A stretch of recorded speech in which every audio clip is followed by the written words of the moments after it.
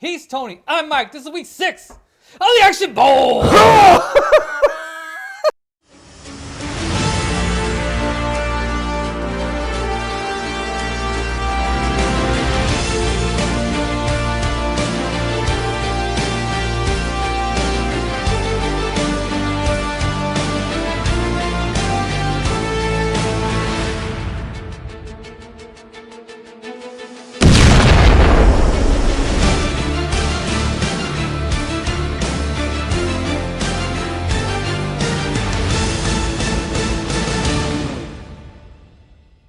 So week 6 of the Action Bowl, 2 colossal competitors square off. Keanu Reeves, Will Smith. This is a bit of an epic showdown. Now, Will Smith drew Bad Boys, and Keanu Reeves drew Johnny Mnemonic. Yes. Which one do you want to talk about first? Let's do Bad Boys first. All right. Let's. Let me tell you how bad a day you're having. Right now, you're jacking a couple cops. Oh yeah, well I'm a stand-up comedian, and I suck. That's why I need your car. So I mean, Bad Boys is yet another buddy cop movie. We got Will Smith and Martin Lawrence. Yeah. I was gonna call him Martin Short. Thank God. I'd pay money to watch that movie. I would too, actually. I must see. And so Will Smith has this buddy Max. She is a personal trainer, but also a part-time prostitute, Part-time model, part-time prostitute. Yeah. whatever. What do you need? Well, I mean, there's a lot of people who will talk to you that won't talk to me. You mean customers?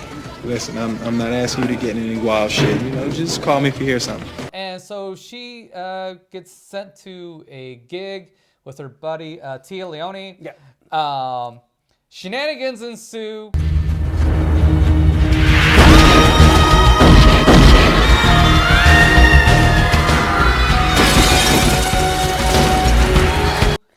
Max gets shot. You forgot about the stolen heroin from the police evidence locker, which is the whole caper that kicks off the beginning of the film. Yeah, but really, I mean, it kind of has something to do with it, but really it's... Yeah, those are the bad guys that are going after Tia Leone because she saw, like, Max get shot. And because really she's the witness. She needs to be in protection and stuff like that, but she doesn't be in normal witness protection. She's got to be witness protection with Mike Lowry.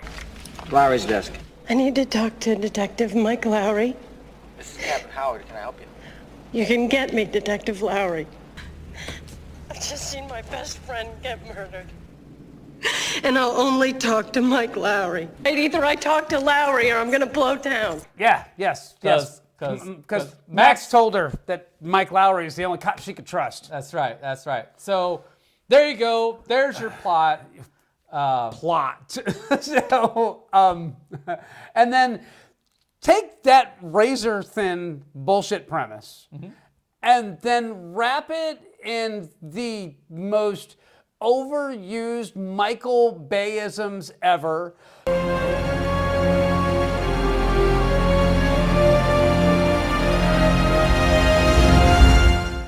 Well, hang on. Because this is the beginnings of the Michael Bayisms. This it's not. I don't think it's quite Genesis, but no, I mean it's crawling. Yeah, it's crawling. It hasn't walked yet. Yeah, it hasn't learned to walk. But it's crawling. But and then add in 2 painfully hip guys trying overly hard to be painfully hip. I'm a bad boy. Bad boys, what you gonna do? What you gonna do when they come? And then make every joke that they make completely dated, and then have them not shut the fuck up for 2 hours and change. Where's your cup holders? I don't have one. You mean you don't have one? $80,000 for this car and you ain't got no damn cup holder? It's $105,000 and this happens to be one of the fastest production cars on the planet. 0 to 60 in 4 seconds, sweetie. This is a limited edition. A strange hooker alone in my apartment? The girl is not a hooker, as far as I know. Gee, I had to stash her somewhere. Her and her dogs, Luke and Dookie. So you left dogs in my house. So there's dogs and a hooker in my house. Hey, Man, listen, how about you just add some chimps, okay? We can have a carnival. Man, didn't I just say respect she my wasn't stuff, no please? hooker? Can you please? Hey, you don't respect. Shut up! So Tony doesn't like this movie. It'll be reflected in scores where I can almost predict them right now. A 3, a 2, and a 4. You know, I'm going to write that down. 3, 2, 4. We'll see how close I am. Yes, we will. I am going to be much more generous than you are. I still had fun with this movie. It wasn't quite as entertaining as I remember it being. Of course, you know, the first time you saw this is like, what, 99 or something like that? Is it 95. 95, okay. So this is an older film. So it's like almost 30 years old already. Yeah, but Bad Boys for Life just dropped. So, I mean, so putting that in perspective, this is an old-ass movie. So at that time, this brand of humor was still really just kind of becoming popular. Now back up, put the gun down, and give me a pack of tropical fruit bubblicious. There was a lot of films that actually had this exact kind of like, you know, hey, let the actors just ad-lib. We're going to leave swaths of the script blank and just say, you know, genuinely, you guys are talking about this. And also at that time, Will Smith was just really starting to get on his own and become popular. Martin Lawrence, thank you. I keep on calling Martin Short. I would watch that movie. Had a popular TV show called, obviously, Martin at that time. So these guys were like riding that wave, like they're at the crest of popularity. I agree with everything you're saying there, and I'm also going to say this. I am a Martin Lawrence fan. I actually like Martin Lawrence. I actually own The Black Knight. I think that's a charming, funny film. As stupid as that sounds. My scores for that movie would be 3, 2, and 4. Yeah. But that all being said, Téa Leoni is gorgeous in this film. Okay. Look, we got to go through some mug shots, so I'm gonna hook into the computer and we can do this. Hey, Mike, who's the guy in all the photographs? She has never looked hotter than she does in this, but it's all so clunky and dumb and like literally every scene in this movie goes on about a minute and a half longer than it needs to. This needed a director to actually keep, you know, the focus of the film, because it gets lost in this, oh, well, I have to pretend that I'm Mike Lowry because I'm the guy that answered the phone and Mike Lowry was out doing this. This is kind of, I'm always moving my switches. See, I'm always decorating, so sometimes I just don't know where shit is. Damn! Shit! Why am I tripping on shit I know is there? But she was only going to talk to Mike Lowry, and she was going to go on the run if I didn't go, so I went. So now I got to pretend to be Mike Lowry, and it's so stupid. I mean, I don't genuinely. mind it. I think it's perfectly fine. It goes on a little too long. I'll give you that. It does stretch out farther than it needs to get stretched out. But I mean, again, it's part of what makes it interesting, and it's the catalyst for half the jokes in the movie. So without that, then you're really left with just a by the numbers buddy cop thing. Yeah. So while you say what you say, without it, then it loses half its flavor. Ooh, I can't believe she went there on you. You don't know who you talking to? That's Mike Lowry over there. King Ding-a-ling. Go ahead, why don't you whip it out for a big boy? I'm going to say this right now. This movie could have been trimmed down to 90 minutes. It would have lost nothing. It would have come in. It would have hit hard. It would have had great action scenes. Agreed. And the action scenes on this film are really good. I'm going to say that right now. The action scenes in this film, the car chases, the whole bit with the hanger at the end of it, with the shootout, all that works. But even though I like Martin, and again, I own nothing to lose with Tim Robbins and Martin Lawrence. I am a Martin Lawrence fan. I have no problem with that. Will Smith, I can, you know, depending on the movie. Some of his movies I really enjoy, some I don't. And I'm the first to admit, straight up, I am not the audience for this film. I know that going in. And that is kind of going to be reflected in my scores, because while some folks might watch this and be entertained, I was bored. I mean, legitimately bored. And this film has a great supporting cast. But the thing is it's not just Martin Lawrence and Will Smith that banter back and forth forever. It's the guy that works the desk and Martin Lawrence. Look, I got a better idea. I'm getting off in like 2 hours. If you want, I could go upstairs and watch the door. You know, like the cops do in the movies. They sit on the stool. You know, I got a magazine and everything. It is Joe Paglione, the police chief, and Martin Lawrence and Will Smith. You are Mike Lowry. You be him. That's what you are. You're him. You're him. I don't want to hear it. You're him. And you are you. You be you, but not in front of her. and the banter just never stops. There is no variety to any of the characters, and it all feels exactly like what it is. A film where they just had a block out of here's what this scene is, and then they just set the cameras going and they just let them talk a blue streak. So see, again, I'm going to disagree with you there. See, I think that the chemistry in here is well represented. And I buy those two as buddies. I buy their relationship with the police chief. I buy the relationship with all these people because it seems so free flowing and stuff like that. Do they drag on a little long? Yeah. For your measure, sure. For me, it was fine. The only thing that I think it drug on too long was, like you said, was the overall length of the story. It could have been edited down, and I think by what you're saying, if you take 30 seconds here, 40 seconds here, whatever, out of each scene, yes, it would have reeled it in and would have made it a little you more could most definitely streamlined. have tightened this film up in the editing process. It would have been a better film for it. I would have been much more generous with my scores for it. But I literally got to the end of this film, and I felt like this film, and it's like 2 hours, 2.5 hours. I don't think it's 2.5 hours. Production assistant? Production assistant, how long is Bad Boys 1? It may have felt like 2.5 hours to you, but it felt every bit of about right at 2. So it's like 1 minute shy. Yeah, 1 minute shy, 2 hours. So it is an hour and 59 minutes long, and it didn't need to be an hour and 50. And I think that's the hallmark of a good action film. Don't waste your audience's time. Doesn't matter if you have the greatest stunt setup in the world. If your movie drags, it's boring.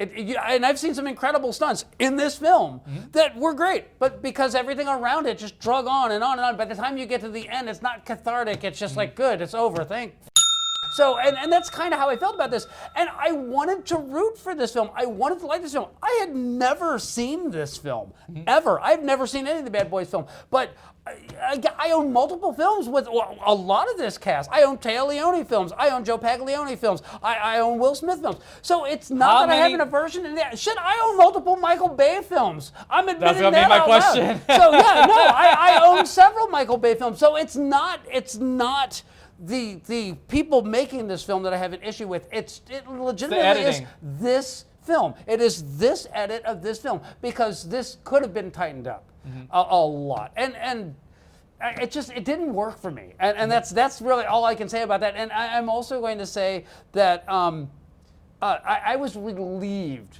when this film was over. And that's a bad sign for any film, unless it's a thriller and the mystery is so great and compelling. So I'm going to say this. I agree with you. It overstays its welcome. Yeah. But it wasn't as an egregious offense to me as it was to you. To me, it just kind of knocked down the entertainment value of it by a point. But I enjoy the chemistry between the two. I enjoy the style of it. Again, this was like, for American films, this was like cutting edge. I mean, this was, because obviously, Asian films were already doing this gung fu thing by this time. Definitely. I don't know how many years, probably at least 5 years. Oh, least, no, the mid-'80s. Mid-'80s. So about a decade. Yeah. So it took 10 years or more to finally get that style of filming here. So I appreciate that. And yeah, overall, it was entertaining. So let's we're gonna vary greatly on this. Let's cut to the chase. So hang up. Go ahead, because I want to see how accurate I am. That's score. So I figured you'd want to know that. I'm gonna keep mine up here. So for the plot, I gave it a 2. Ooh, that's close. Yeah, it's like I said, the plot on this is razor thin, and the script, I just have to say, it's pretty much non-existent. For the style, I gave it a 4. Okay. And again, it's a good-looking film. It's just. The action sequences are great, but everything around those action sequences rob the stakes of this film. For the entertainment, I gave it a 1. So I was 1 off. I was 1 off from my total score from yours. 1 off. So that all being said, my total score on this one is a 7. So let's hear your scores. So what we learned from this in the last 3 movies we watched, you are not a buddy cop kind of a guy. You know what? Because you haven't scored any one of these over 10. I'm going to tell you this right now. We've had a bunch of dud buddy cop films in a row here. It's no Lethal Weapon by any stretch of the imagination. A good buddy cop film avoids the tropes, or they do them in a way that at least is fresh. It's interesting. It's a different take on it. When you just do it by the numbers, you lose me, because I've seen probably 80, 90 buddy cop films. You better have something that's worth my time. And that's really what this boils down to, is I would never watch this film again, and I'm definitely not watching the sequels after this, because this one just didn't land for me in any regard. So I can't wait to hear your scores, though. Well, I'm glad I asked that question, because now we got to the root of why you really don't like this. I can name you a dozen Asian films that are buddy cop films that I enjoyed. Shit, Black Mask was a buddy cop film of sorts, and I enjoyed the hell out of that one. There's a cop. So, anyways, for my score, the plot's a 5. You know, it does what it needs to do to get the story rolling and get everything in motion. Style is a solid 7. It's, okay. Yes, it is. I can see it. There's a charm to it. Yes, there's a look to it. It's Michael Bay. You know, it's Michael Bay. You know, like I said, learn to crawl. I mean, everything is slick looking. Everything is well edited and stuff like that. Yeah. Unlike his later films where the editing is so bad, like it makes 0 sense. At least when you're watching this, you can make sense of the action. Everything is clear and cohesive. I'm going to say Michael Bay peaked with The Rock. The Rock is the perfect hit of he got the editing right, he got the action sequences right, he got the pacing right, he got the characters right. It all works in The Rock. And I realized this was a, step, he was working towards that one, but yeah, his style is not firmly cemented in this film as it is in some of his later films. So, and for entertainment, it's a 6. It would have been a 7, but like you said, it goes on a little bit too long. Yeah. So if they, I agree with you. If they would have dialed it back to 90 minutes, solid 7, maybe even 7.5. Yeah. Yeah. So your total score total is score there is 18. Yeah, it is 18. Oh, 576. I'm sorry, I was looking at the wrong. Yeah, Yeah, I'm sorry. So there you go. So 18 on this one. So that's our scores for Will Smith and Bad Boys. Coming up next is Keanu Reeves, Johnny Mnemonic. Stay tuned. Boy, that Mike is special. That's why I call him Special Mike. It's funny. I like how you can just laugh at that. That's why I love him. Now me, I'd be pissed. So Keanu Reeves drew Johnny Mnemonic for week 6 of the Action Bowl, and I'm going to say this: I am a Keanu Reeves fan. I have no bones about that. This is a weird movie.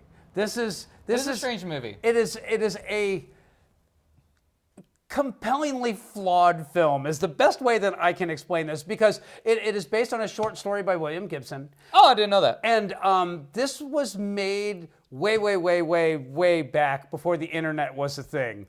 And this movie is set in 2021. So this movie is, happened 2 years ago.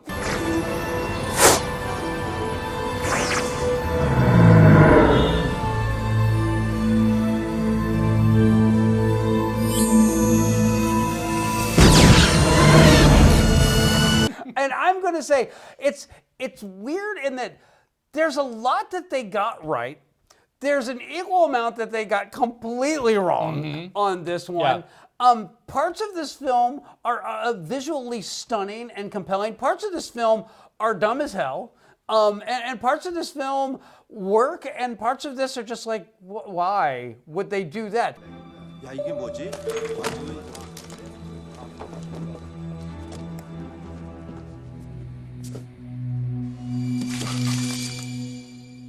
Double cheese anchovies? Keanu Reeves is perfectly cast. He handles it perfectly, and he's a mnemonic carrier, which is to say that he has a bunch of computer chip hooked into his brain, and basically he is entrusted with corporate digital information that he couriers from one client to another client. He's paid exorbitantly for it, but he had to give up a large chunk of his long-term memory. Implant, wet wired. I had to dump a chunk of long-term memory. You had to dump a chunk of what? My childhood. Your childhood. So he doesn't actually really know who he is or who his mother is or anything about that, so he just goes by just Johnny. Who the f*** are you anyway? Johnny.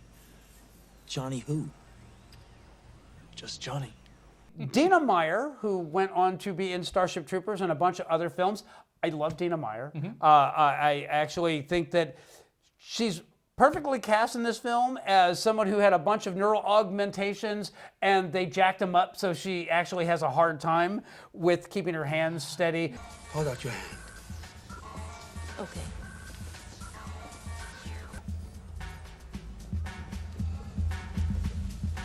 So? Just hold it there. You can hold it there, baby, can't you? Yeah, sure. See? Sheep street implants.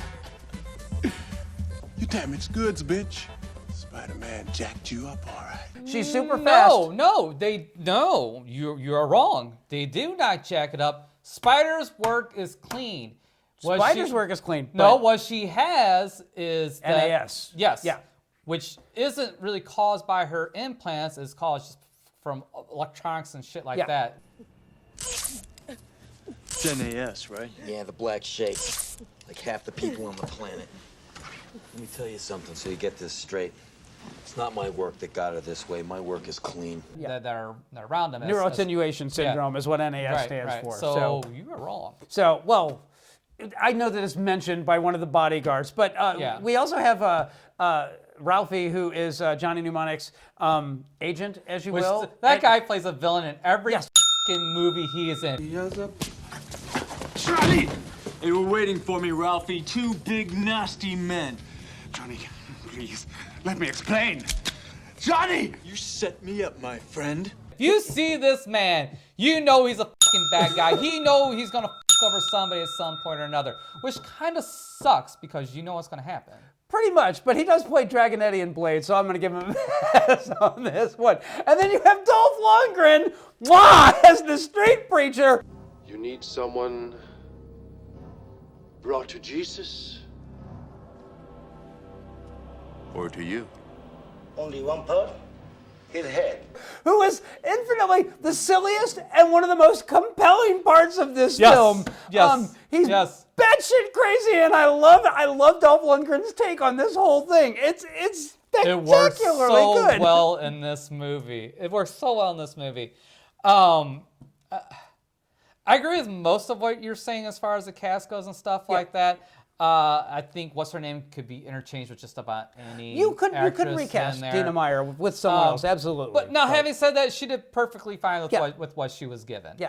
And at the same time, not everybody in this movie was that big of a name just yet. Keanu Reeves was on the rise. He still wasn't at the peak of Keanu. Yeah, he yet. was not the action star we know him as now. This was like one of his first solo early outings, most definitely. And he looks really young in this movie too. As a matter of fact, I would probably wager a guess that probably Dolph Lundgren or Ice-T probably got the lion's share of the salaries on this one. You tooling up for an evening of this stuff, huh? As long as you understand one thing. We're even. I don't owe you shit. I'm going to say it was probably Keanu Reeves because he'd already done Bill and Ted and all those. But I think this was considered a risk. I think Bill and Ted was a cult. Yeah, well, movie. I'm going to say I think this was considered a risky film at the time because, he'd not really done anything quite like this. Ice-T was also he was like the rabbit-looking alien thing in Tank Girl. He'd done other movies that were very similar to this. He's in New Jack City. Yeah. He was also in, a bunch of films up to this point. So his star power was growing as it was going up. Not saying that he was like the main star of this movie, but he was definitely one of the higher paychecks on the film. Most. And then for sure, the guy that plays Takahashi, while you may not know him to American audiences, if you watch a lot of Asian film, especially from the John Woo films of the '80s and stuff like that, you're gonna recognize him. And if I'm not mistaken, he's the same actor that was in Battle Royale as the head teacher. I'm not positive on that. I'll throw it up here.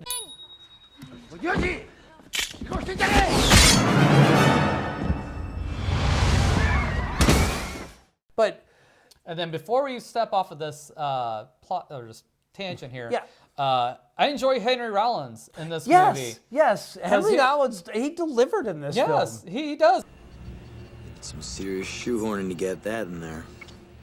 Let's skip the technical critique, okay? I need some help here. You don't know the half of it.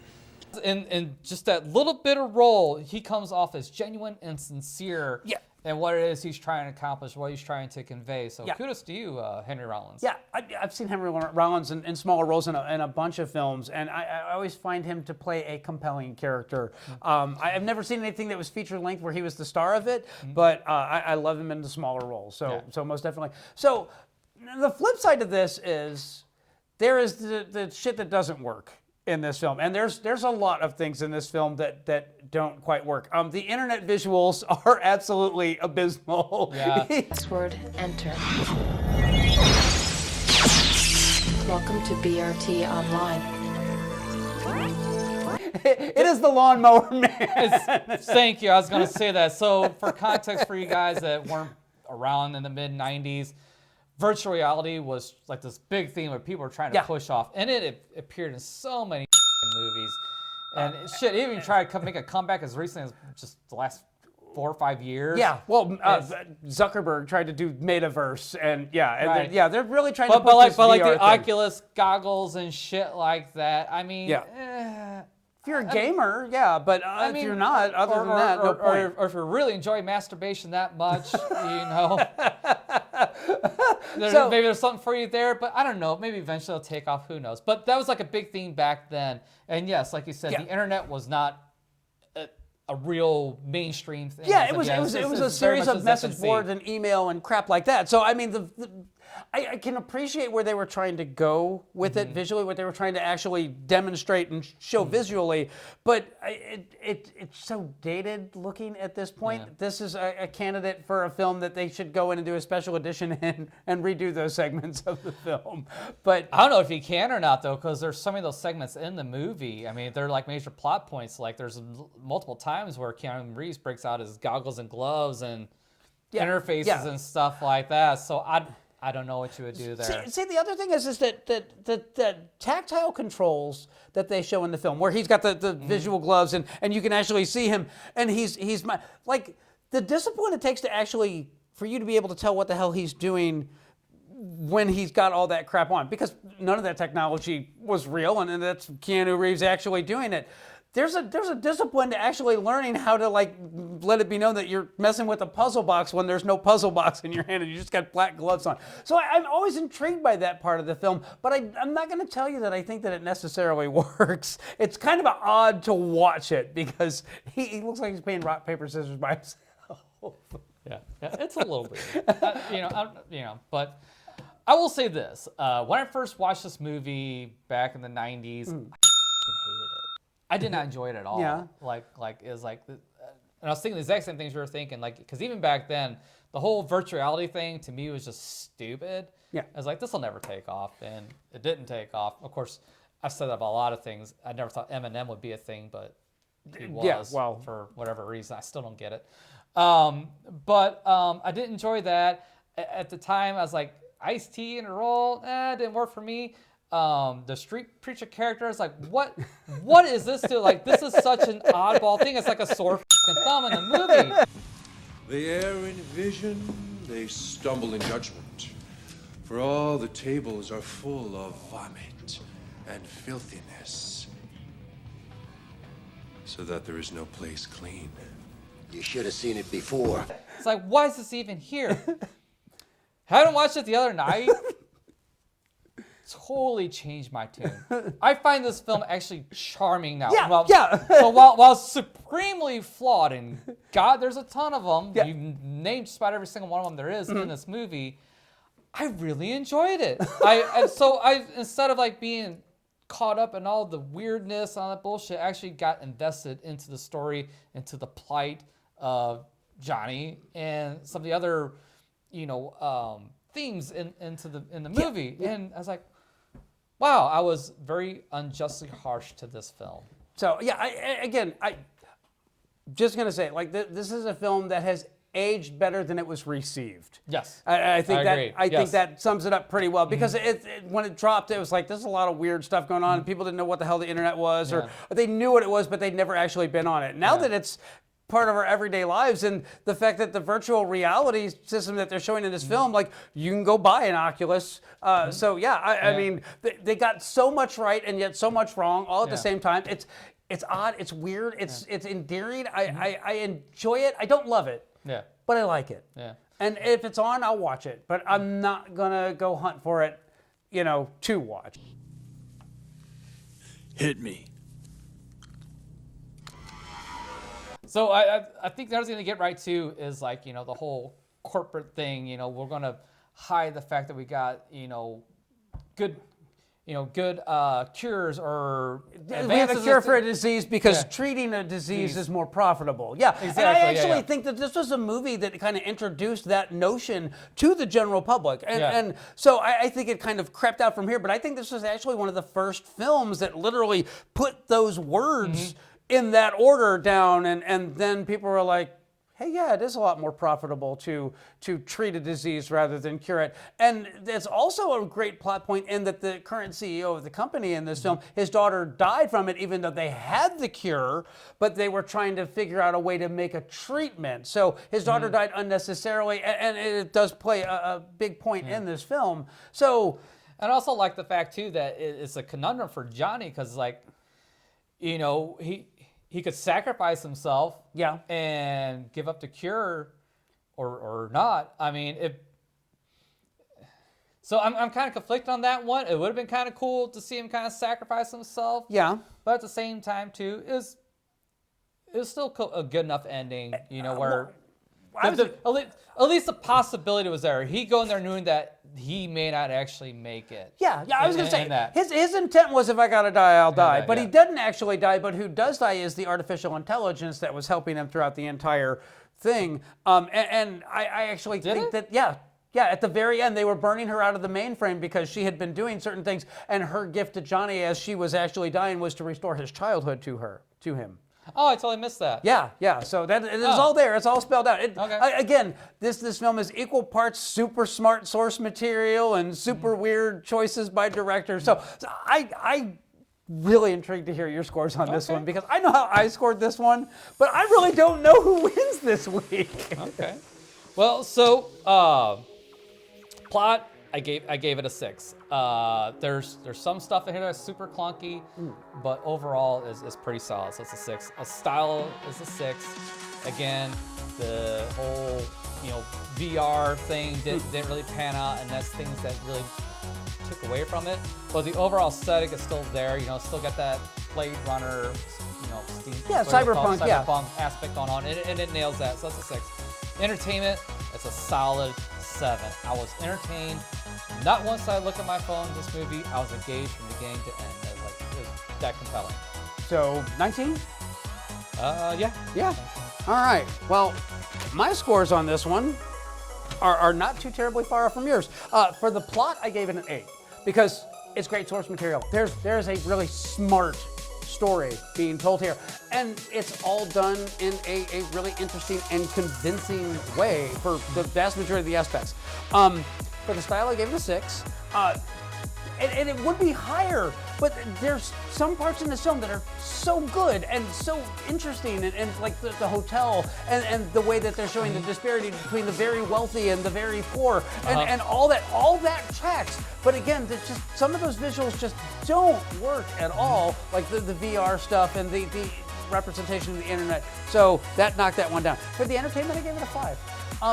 As much as I really like, as much as I really can appreciate how good the script is for this film, and as much as I can appreciate how good Keanu Reeves is, perfect for this role in this film, parts of this just don't deliver. For every really great moment in this film, there is a really dumb moment, and the scene with the 2 idiots on the bridge that are dropping the exploding VWB. I'm gonna drop a bug on it. I'm gonna drop a bug. Be that. J-Bo's shit he hears you. No, I'm gonna do it. And that's what they for, right?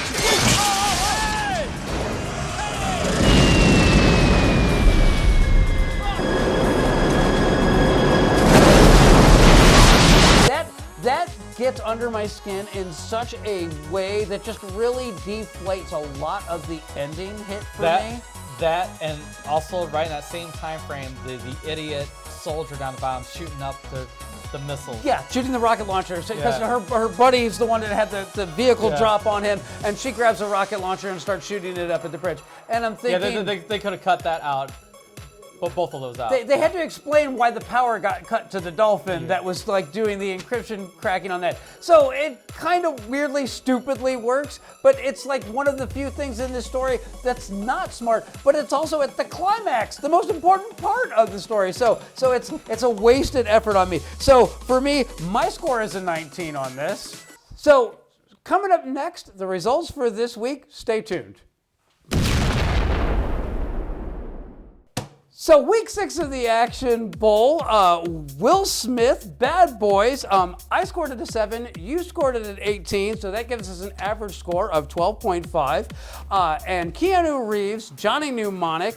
I scored it at 19. You scored it at 19, so that gives us an average score of 19. So Keanu Reeves moves on into the next round of the Action Bowl. I'm kind of, I'm kind of disappointed on this one, and I'll tell you why. Because Will Smith, there's some great action films in his catalog that we're not going to get to watch. But this week in particular, this is the way shit pans out, though. I mean, it's the Action Bowl, and it all comes down to the scores. It really comes down to the drawing. I mean, upsets can happen. Squeakers, well, for me it's a squeaker. For you, it wasn't so much. But I mean, these things happen. So sorry, Will Smith. I mean. I want the club sandwich. I want the cold Mexican beer. I want a $10,000 a night hooker. Actually, it's just these two films. Like, legitimately, this was a squeaker. It was one of those. I really like Keanu Reeves. I really like Will Smith. They both have some great films in their catalog. This is actually, I think one of the most epic showdowns that we've had this season on the Action Bowl. It just so happened that, again, I'm not the audience for Bad Boys, but even though you are, you did score Johnny Mnemonic higher. I did. It was a close one. So I don't feel any guilt about this. So this is a story all about how Will Smith went right on down. God, your puns are terrible. I know. That's not even a pun. I don't know what the that was. That was the Fresh Prince of Bel-Air as an extra. Stay tuned for our drawings for next week. So week 7 of the Action Bowl sees one of the biggest stars in the world, Tom Cruise, face off against Michael Dudikoff, the guy that no one's heard of. Who do you want to draw for? Whoever this guy is. So, Tom Cruise. All right. So in the magical Scientology jar of Tom Cruise, pick a Thetan, baby.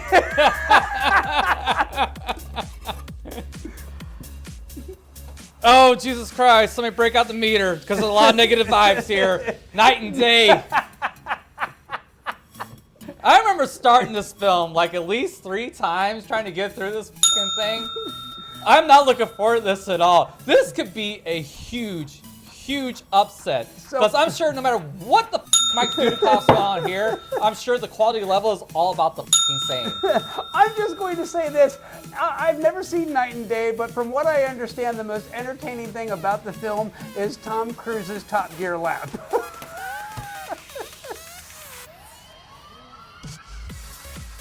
I guess you have to watch Top Gear. I don't remember that episode. He'll throw it up here, I guess. You did it in what? 40. Okay. Full.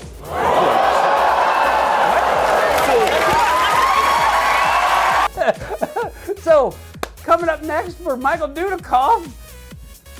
Just give him a good shake. I'm hoping he pulls a good movie out of here because it'd be nice to see if this is really close. It'd be cool to see an upset. Do I have one? I have one. All right. Oh. Ask and you shall receive. American Ninja. Oh. I remember. I know I've seen this movie, but probably saw it when I was 12 or 13 or some shit like that.